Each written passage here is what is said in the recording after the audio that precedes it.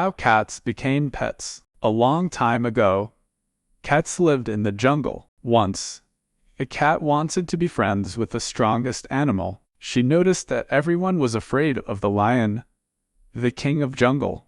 So she became the lion's friend. One day the cat saw that all the animals made way for the elephant to pass. I think the elephant is stronger than the lion.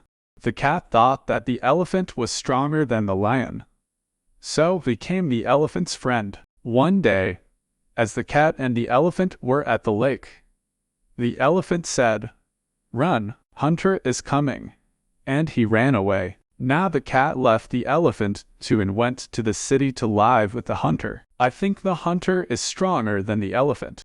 The hunter took the cat home. His wife shouted at the hunter. She was very angry. "Ha! Since you could not kill a lion, you brought this useless cat here." Suddenly, a mouse passed by, and the woman screamed. The cat ran and caught the mouse.